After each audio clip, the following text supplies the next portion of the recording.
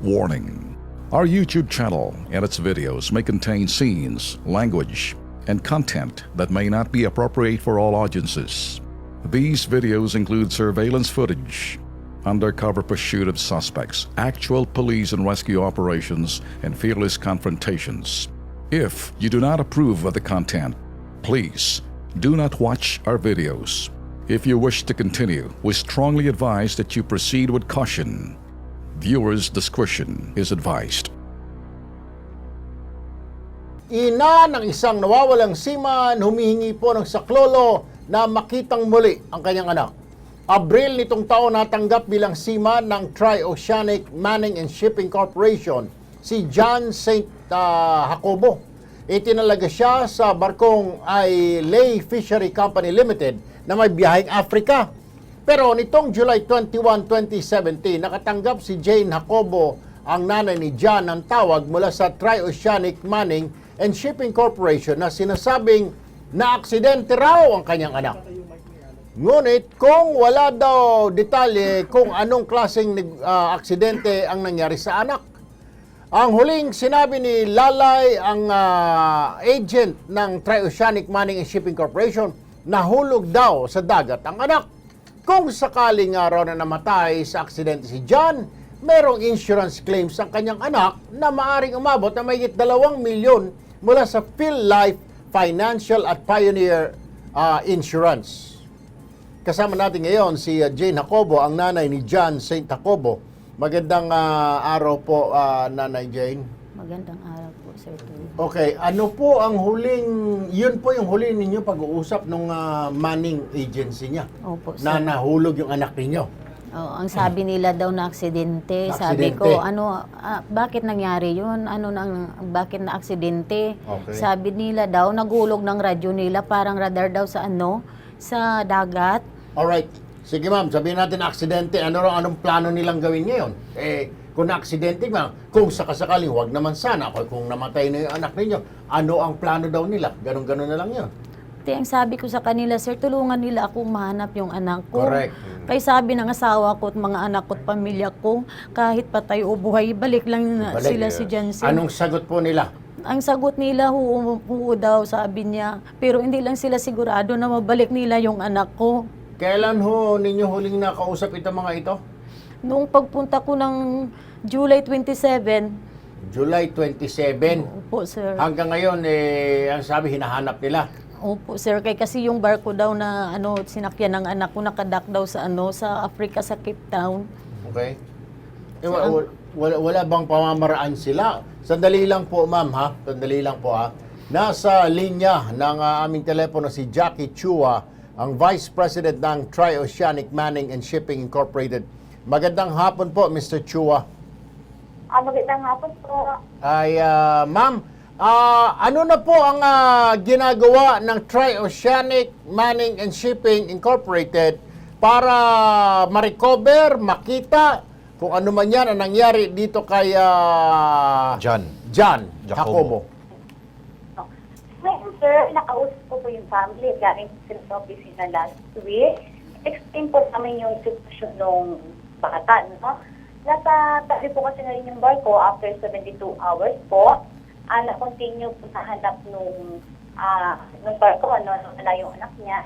Nasa tabi na po nga rin yung barko, tabi na sila ng Ma'am, sandali lang. Apo? Isang barko lang naghahanap, yung barko na kusa nahulog, hindi kayo humingi ng ayuda sa mga ibang kalapit na barko? Humingi, Search sir, and rescue? Coast Guard. Coast Guard, Humingi ma'am? po, sir. Oh, Humingi po at kuman po yun kasi may radyo po sa lahat ng barko.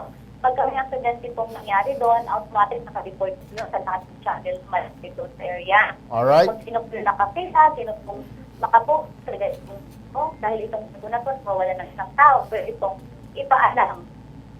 Okay. So, yun po yung sitwasyon yun, naka-report din po yun. So, ongoing ang search and rescue o search and retrieval o ano man ang tawag niyo dyan. Opo, ongoing po yun. O, pinagbibigay, alam niyo po ba sa kanilang pamilya na ongoing yung inyong search and recovery? Opo, na-explain po sa kanila na kahit yung barko po na mismo sinakyan ng anak niya nasa tabi po kasi kailangan mag-file din ng mga marine report doon. So ngayon po tapos na po natin yung investigation, hinihingi na lang po namin yung authentication ng documents galing sa embassy natin. Okay. Hanggang kailan itong search, inyong search and rescue, o search and recovery o retrieval, hanggang kailan ito? Sir, Ma'am, di kita maintindihan. Hello? sir. Oh, hanggang kailan? Ano ba? So, At 72 hours po, dire-diretso pong naghanap yung barko, nung the day na nangyari po, yung aksidente. Ngayon po, natatabi na po kasi yung barko. Nag-file na po sila ng marine report sa government natin kasi nahulog nga po yung bata, di ba? aha. Nasa tabi po, ang hinihintay na lang po talaga namin sa final investigation Alright. na walang foul play, na talagang na-accident yung bata. Di-declare po yun as missing po as of now. Alright, missing. Alright. Opo. Worst comes to worst scenario, ma'am. Kung sakasakaling hindi na talaga makita si John, kung may nangyari na ho talagang masama o makita man ang kanyang bangkay, anong klaseng ayuda ang bibigay nyo sa pamilya, ma'am? Yun ang gusto natin malaman dahil may mga anak pala ito. Mayroon po, sir, insured po sila kasi as mandated po ng government natin, as OFW seafarers, meron po silang insurance. Na-explain na rin po namin sa family. Alright, ma'am, sandali lang po sandali lang dahil medyo hindi po satisfied kasi yung pamilya, pasensya na ho, pero ito alamin naman natin sa OWA, Overseas Workers Welfare Administration, kung anong magagawa ng gobyerno. Ma'am Josephine Tobia, magandang hapon po. Ma'am Josephine, good afternoon. Yata si Wala pa. Ma'am Josie, good afternoon. Wala pa. Wala pa si Ma'am Josephine. Tanong ko lang, Tulwin, kasi pinag-uusapan ka na, insured naman. Gaano katagal ang kanilang waiting time? Insured nga, baka abutin naman siyam-siyam. Hinahanap yung sabi kanina ng babae. Ito si Jackie, nasa linya pa. Jackie, are you still there? Opo. Yun. Okay, yes.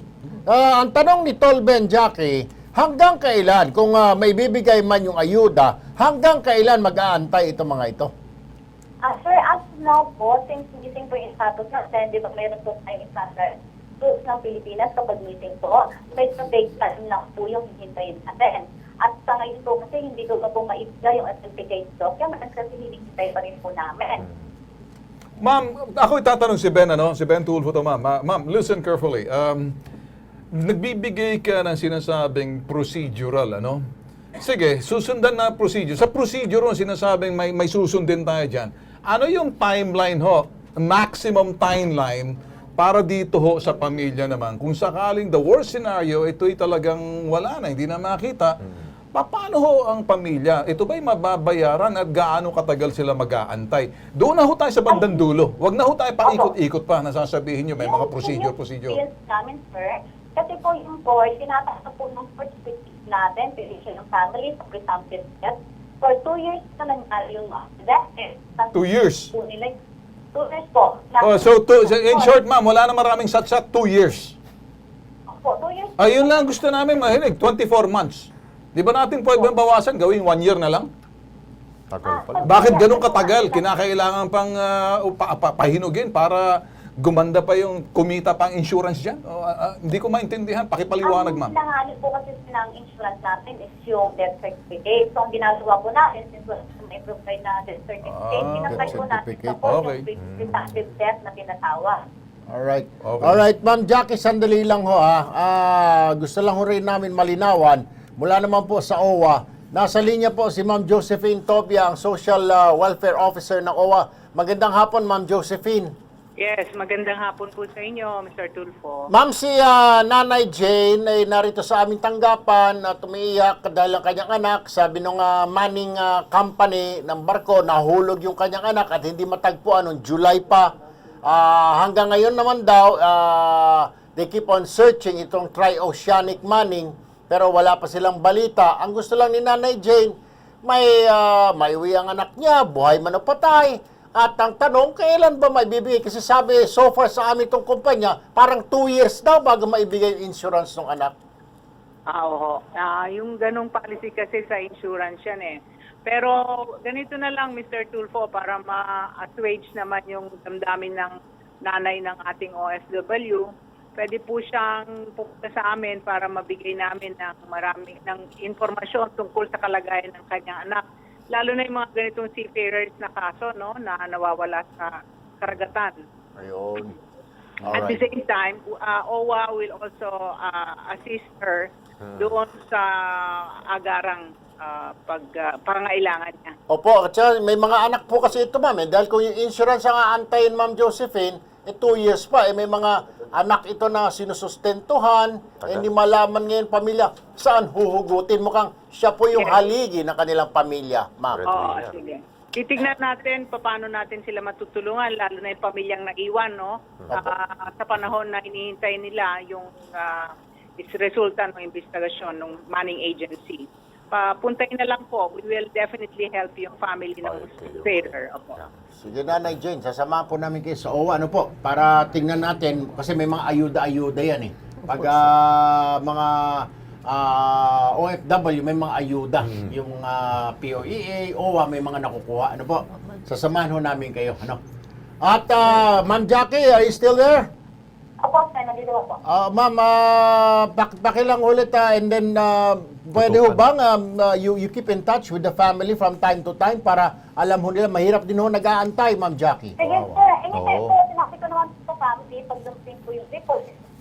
Okay. Huwag niyo paasahin, ma'am, ha? Tulungan ho ninyo. Hindi naman, sir. Hindi po tayo ganong klase. Alright. Okay, buti na yung malinaw. Ganyan, like, we're informed natin yung family. Alright. Yes. Bumili natin para makatake of Sige. Okay. Sige po, maraming salamat po, Ma'am Jackie Chua ng Tri-Oceanic. Well, naintindihan ko rin, Tolbe, dapat din natin intindihin na Insurance Nanay proseso. Jane. May process. May proseso po kasi. Kasi may mga alam ko dyan dati, Tolbe, sa may mga story tayo sa kabila pa, yung sa programa natin, nawala. Yeah. And then yung patay, suddenly lumutang. Paano pa mababawi yung pera? Ito naman, parang salesman yata yun, kung naalala mo, few years ago. Nawala ng 1 taon. Akala nila, patay na. Binigay insurance. Oh. Tapos biglang Lumutang. buhay pala.